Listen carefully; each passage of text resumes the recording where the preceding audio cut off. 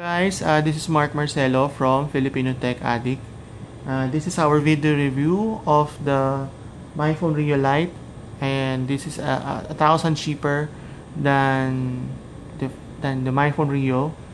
It has less impressive specs, but it's a very capable phone. First, let's have a short rundown lang ng kanyang specs. It has a 1.3 GHz quad-core MediaTek MT6582M processor. It has a 512 RAM, 4 GB of internal storage, expandable via microSD up to 32 GB. It is dual SIM. This is also removable. So, expandable siya up to 32 GB. It has a micro SIM for SIM 2, and for SIM 1 it's regular SIM, and this has a 2000 mAh battery, and it has a 5 megapixel rear facing camera with autofocus and flash, 2 megapixel front facing camera. Pasensya na, meron akong konting ubo. Meron siyang Wi-Fi, GPS, Bluetooth, and it's running Android 4.2 Jelly Bean. So, let's talk about the hardware muna. Hardware, it's very solid. Pareho lang ng MyPhone Rio. Very solid, very capable device, very sturdy construction.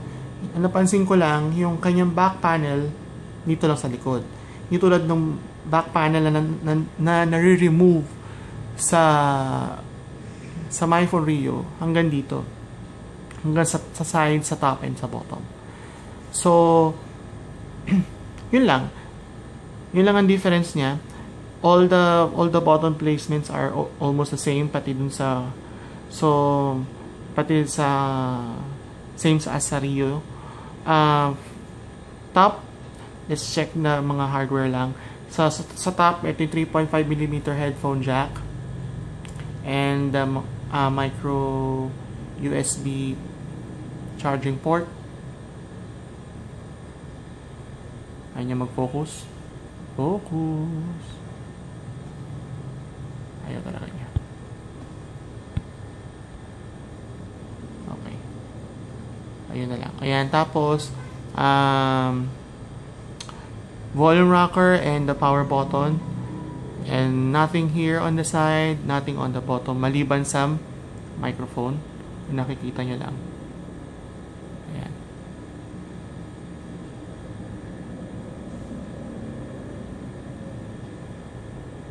Kaya ganun. Anyway.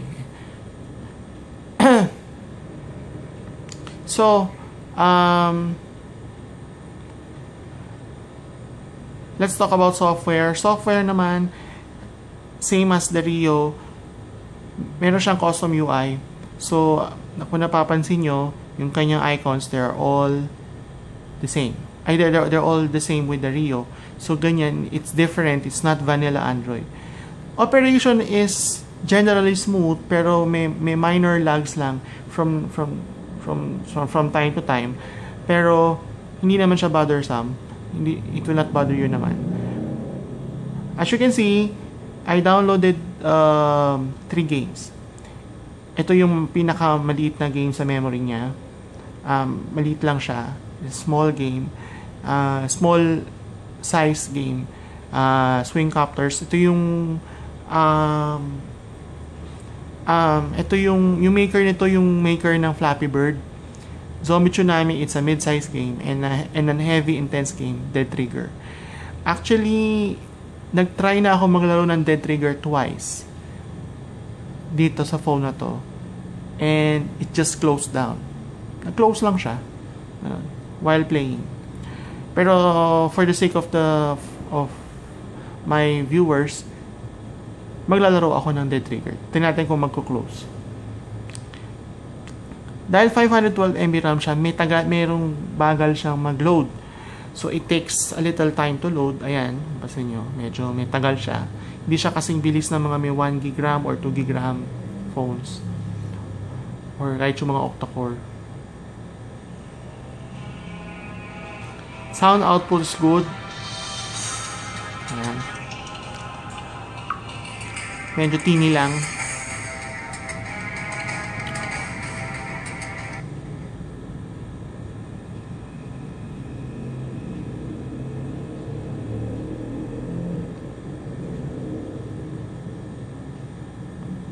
Ayan. Let's try to play one game.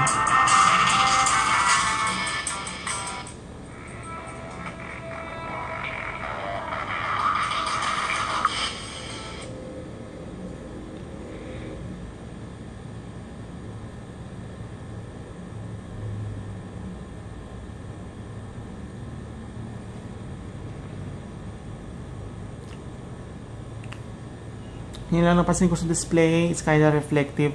Kahit under direct sunlight, meron talaga siyang ganyan reflection.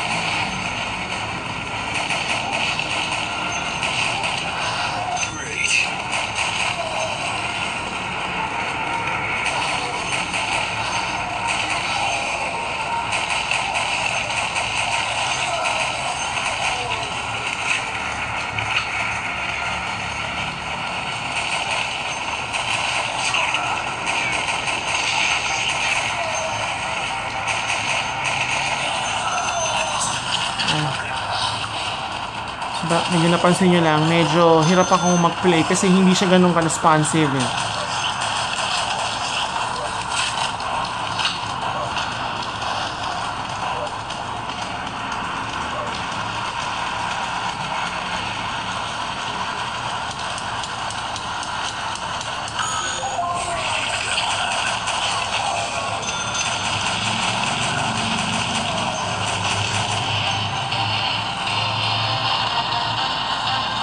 So far, nang-run naman siya, pero there are times talaga na nagko-close down siya dahil sa limited na RAM niya.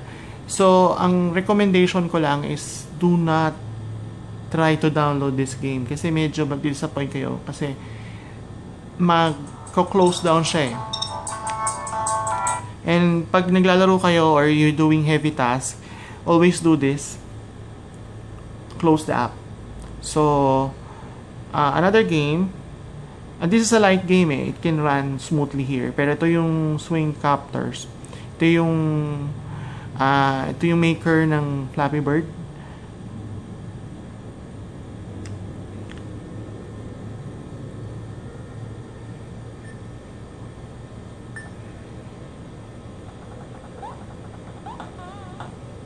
Yun nga lang, mahirap siyang laruin.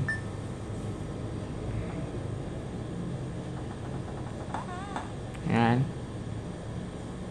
Another one is Zombie Tsunami. Ako, ito yung mga pwede kong i-recommend sa inyong game na pwedeng i-download. Candy Crush, Zombie Tsunami, mga logo quiz, yan. It can run games like that.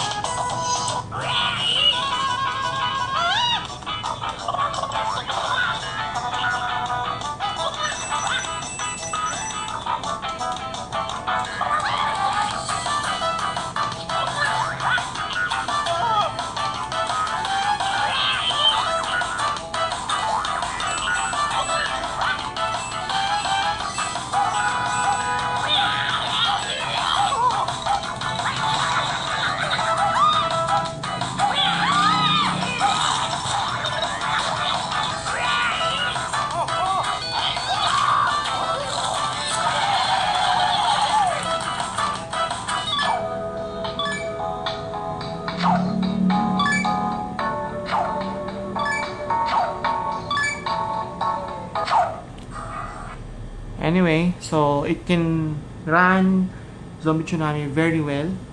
So far, tingnan natin muna yung how the browser works. Ako kasi I prefer Google Chrome. So, yan. Nagda-download ako ng full size na desktop website ng Phone Arena. This is one of my favorite tech websites. Ayan, zooming is good, pero hindi siya kasing smooth ng mga nasa 1 GB. Pero it can load pages like this smoothly naman. Pero I also recommend kung bibili kayo nito, mag-download kayo ng Clean Master na app from Google Play Store. So, we did another Antutu benchmark test. And we got a score of 14,791 points. So, this will be posted sa website namin. And let's have another speed test. Let's have a speed test. Off ko muna yung Wi-Fi. Para sa mga nag-unli internet. I'm using Smart's HSPA network.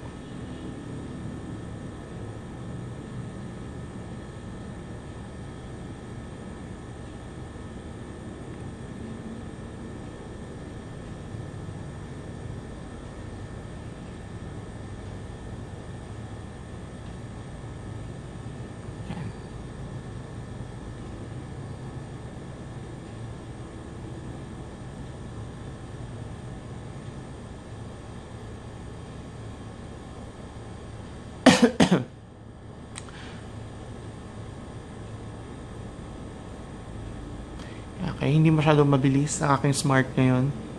Pero may times na umaabot ako ng 1.5, ganyan, dito sa bahay. Hindi siya consistent.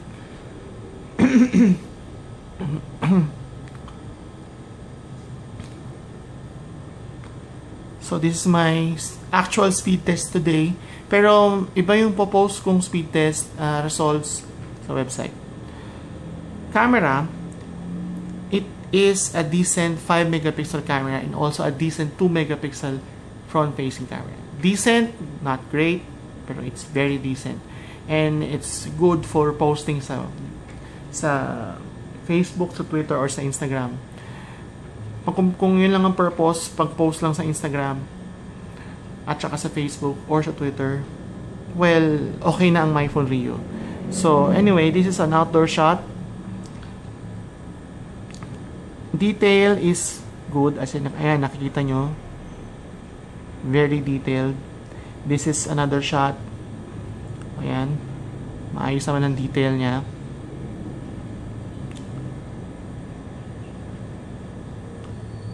This is my selfie from using the 2 megapixel camera, this one. So yan. And this is a shot.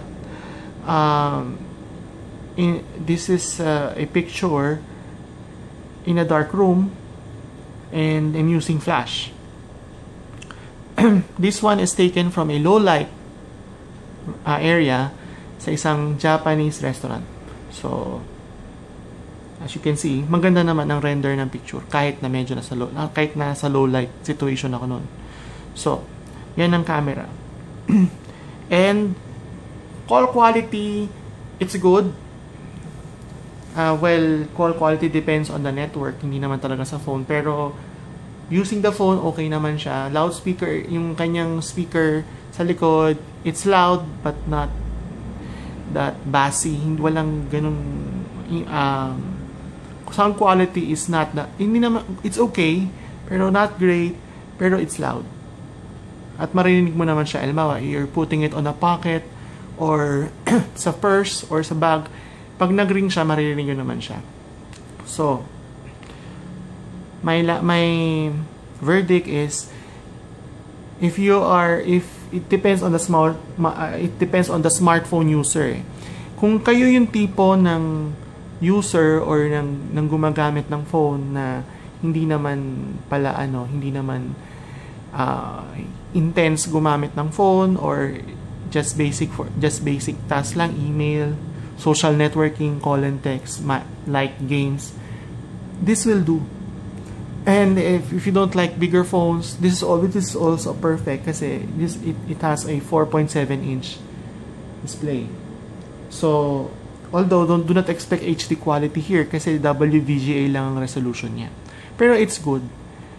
Kaya lang, under direct sunlight, medyo reflective siya. Actually, ngayon, reflective na siya. Very reflective na yung screen niya. So, yun lang ang aking minor complaint sa display. It's kinda heavy for me. For me lang naman to Pero most of you will appreciate the added weight kasi it gives a solid feel. Lahat tayo nang gusto sa telepono So, anyway, check our full review, written review on filipinotechaddict.wordpress.com, and thank you for watching.